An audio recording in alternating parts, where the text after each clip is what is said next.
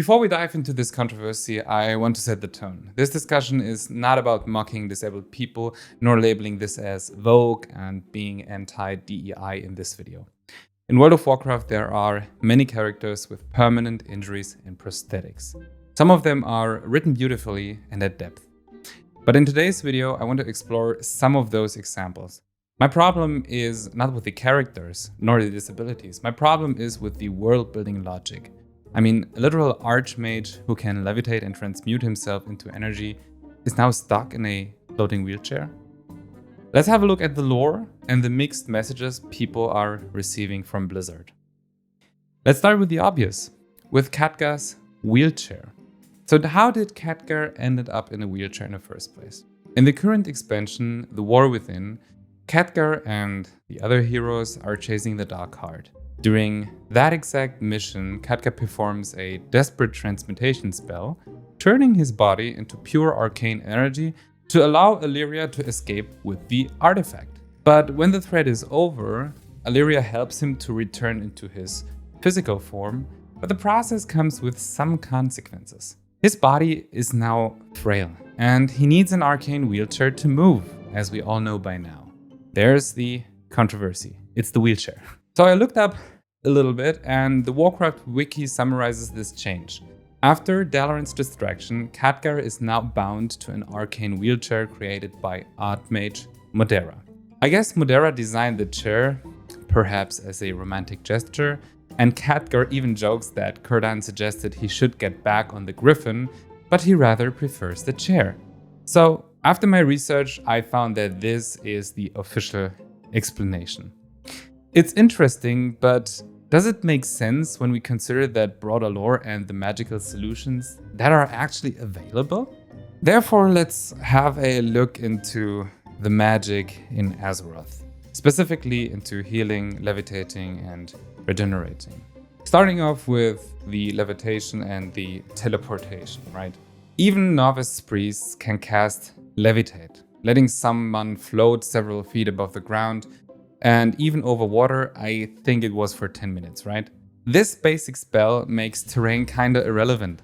Mages have even more options. You know, the slow fall lets them drift gently, while the Archmage's prismatic disc is a flying disc created actually by Antonidas that attunes to the rider's magic. I mean, even Khadgar himself kept the fire piece of that exact disc. So now I was thinking, if Khadgar were truly immobile, why couldn't he use a levitation spell, his old flying disc, or even ride a griffin? He regularly teleports people across continents, so I guess he's not limited by staircases at all. Anyways, let's go on with the healing aspect and the resurrection. Resurrection spells exist but require specific conditions, as we know. The body must be intact, the soul present, and the death recent. Another thing are trolls. Trolls are famous for regeneration, but it's not absolute, right? Let's think about a short story where we actually got it explained. Zul'jin lost an arm during the torture by the elves, I think, and either could not choose or not to regrow that arm. So what I want to say is some damage in Azeroth, in the World of Warcraft, is permanent, right? And it's lore accurate. It's canon actually that those permanent damages can happen and stay over the story of World of Warcraft. But now let's have a look into more recent events. During the Hallowfall expedition, Farron Lothar lost her left arm and eye. The Armorer Rain offered her a mechanical arm, but Farron declined. She had adapted to fighting with a shield. She adapted it to it as a prosthetic and only wanted an improved shock absorber, as we know. Her story shows that characters with disabilities often choose how to adapt. They don't always accept a magical fix. So even if we are looking at the current expansions, we are having more disabilities represented. We are getting more disabled heroes introduced. Farron Lothar, as described, demonstrates both representation and also agency. She doesn't want a replacement arm, she embraces her disability. Remember Drek'Tar, the Frostwolf clan shaman? Well, he is blind and uses a wheelchair also in-game. He senses the player's arrivals, I guess, through elements and acknowledges his own age and the chair while, I would say, listening listening to the powers that come from the spirits as a shaman. But this character shows how physical limitation doesn't lessen one's spiritual strength. We have another one. Psychothermaplug had his legs severed by a trap. His mechanized suit covers the wounds, allowing him to survive. He uses technology instead of magic, fitting the actual gnomish theme, so it's kinda lore accurate. But these examples illustrate a variety of disabilities and responses that magic couldn't fix at that point. They are consistent with their class fantasy and the world building. See, and after making that research and thinking about all the other examples and cases, I think Khadgar's chair feels kinda odd. Let's discuss why Khadgar's arcane wheelchair feels so much out of place despite the official explanations. So first of all, he's a master of levitation. Khadgar can teleport entire armies, conjure arcane guardians, and ride floating discs. I mean, as I said before, even priests can levitate a person for 10 minutes.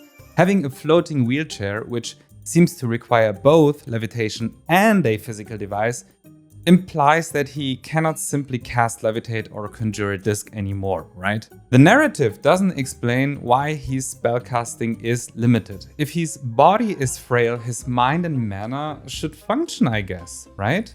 Second of all, the transmutation explanation is kinda vague, I guess. The quest dialogue states that the spell left his body requiring a wheelchair, but it doesn't clarify what damage actually occurred. I mean, did the arcane energy burn out his muscles? Did his bones dissolve? If he's physically incapable of walking, why do his hands and voice still channel world-altering magic? You know what I mean? Without those details, it feels like the writer just needed an excuse to put a character into a wheelchair. Honestly, there are less clumsy magical aids. If representation was the goal, Blizzard could have used existing magical solutions. A powered levitation disc, as already said, or an enchanted staff, they would look natural. Mages in Tirisfal Council often levitate while just reading, and Khadgar himself has hovered during many cinematics. A chair with wheels, I mean, even floating, evokes real-world immobility aids in a setting where wheelchairs are actually rarely seen. Let's contrast this with other disabled characters. So, speaking of Lothar or Drektar's situation, they make sense, right? Farron is a warrior, not a spellcaster. She chooses a shield arm and declines further prosthetics. Drektar is blind and elderly and more attuned to the spirits than his physical motions. His chair emphasizes his frailty and age. Khadgar, meanwhile, is a prime archmage at the peak of his power, I guess. He can conjure constructs, but needs a chair to fly around? That disconnects what jars players and also me at this point. So, it's not a secret that Blizzard is trying to be more inclusive. Many fans celebrate this, including me. More people seeing themselves in Azeroth, that's a good thing. But representation should emerge naturally from the lore and the world. Again, Farron's disability is tied to an in-game catastrophe, and her reaction, refusing a prosthetic arm and living with her injury, resonates with a real-world experiences with a warrior. And also, Drektar's blindness and wheelchair existed long before the current push for diversity, and I would even say they fit his narrative arc. But when representation feels forced or inconsistent with established magic, players might view it as a token gesture rather than meaningful inclusion. It risks trivialization the very people it intends to represent. The solution isn't to avoid representation, it's to ground it in the lore and show the character's agency. So after all of this research, after thinking about it, let's talk about a fair compromise. If Blizzard wanted to show Khadgar experiencing a disability, there are ways to make it authentic, honestly. First, my first idea was to show the cost of arcane power, right? Have Khadgar's body wither from the Dark Heart's energy, making him unable to maintain spells longer than a few seconds. That would make more sense. Perhaps he uses a disc, but can't stand without pain. If we spoke about the wheelchair as Modera's craft, the wheelchair could be an arcane construct, like a magical walker or golem that responds to Khadgar's thoughts and motions. This would feel more mystical and less like a modern wheelchair. But we also can, of course, explore the vulnerability and the mentorship behind that, right?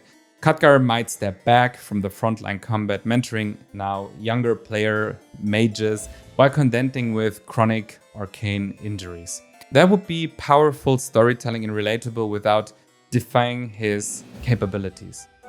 Such approaches would still provide representation while respecting the established abilities of an archmage.